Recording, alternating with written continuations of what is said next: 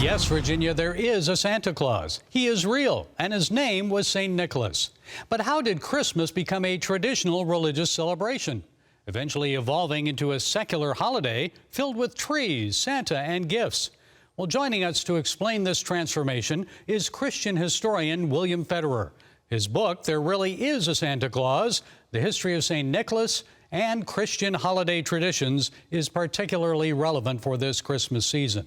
Bill, it's always good to talk with you. So tell us a little bit about St. Nicholas. Where was he from? What do we know about this bishop of the church? Well, he was the most popular Greek Orthodox saint, lived during Roman times, born 280 A.D., dies on December 6, 343 A.D., and a movement was sweeping through Christianity called monasticism, where if people became a Christian, they would follow Jesus's advice to the rich young ruler. One thing you lack, sell all, give to the poor, and come and follow me. So people would get saved, and they would give away all their money. And so Nicholas didn't want to get the credit for it, so he would sneak into the town, a little town called Patara, Asia Minor, and he would throw money in the window of poor people. Supposedly, some would land in a shoe or a stocking that's drying by the fireplace. Anyway, lots of extra stories that the Greeks have about him.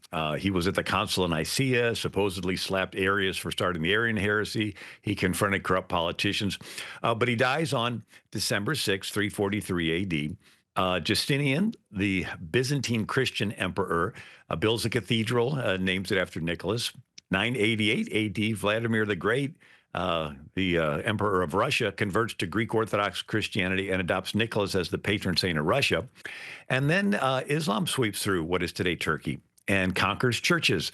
Matter of fact, all 7 churches mentioned in the book of Revelation were wiped out, and there was fear that they would destroy the grave of Nicholas, similar to in 846 A.D., 11,000 Muslim Saracens attacked Rome and trashed the bones of St. Peter and St. Paul. So in the year 1087, they moved Nicholas's remains to Italy, little town called Bari, B-A-R-I, and there's a cathedral there to this day, Cattedrale Nicolo de Bari.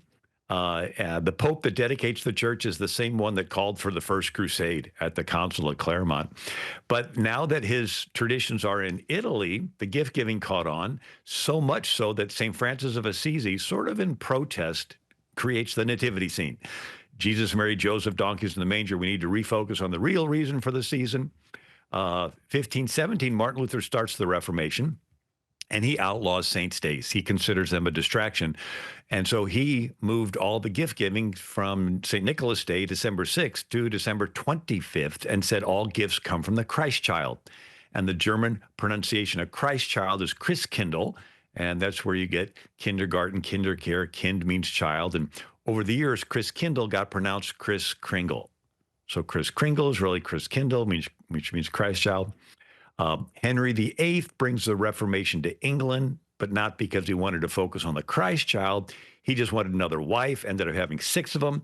And Christmas in England under Henry VIII became a party time, sort of like Mardi Gras with the Lord of Misrule. And Henry was known for flinging sugar plums at people. And they would have drinking and carousing and all this kind of stuff. And so when the Puritans came along, they considered Christmas worldly, and they outlawed it. And so when the Pilgrims and Puritans settled New England, they outlawed it. But it wasn't until the Dutch settled New Amsterdam, which became New York, and the Dutch loved St. Nicholas. He's the patron saint of Amsterdam. And the Dutch do an interesting take on the book of Revelation, where Jesus will return at the end of the world to judge the living and the dead, riding a white horse. Right, Jude 1:14, and the Lord will come with 10,000s of his saints, right, to execute judgment. Well, the story is that St. Nicholas is a saint. So he'll be one of those returning with Jesus riding a white horse. But because he's so special to the Dutch, he gets to come back once a year for a little mini judgment day, a little checkup on the kids, make sure they're on the right track, see who's naughty, see who's nice. And just like there's the books that are opened in the real judgment day, Nicholas opens this book of naughty and the nice, and then before you know it, saints come from heaven that turns into the North Pole. The angels turn into the elves. Norway, they didn't have many horses, so he's riding a reindeer, turns into a sled. So we can see where these traditions sort of get taken off. And then New York, you have Washington Irving, Now, you know him because he wrote Legend of Sleepy Hollow and Rip Van Winkle and came up with the name Gotham for New York City.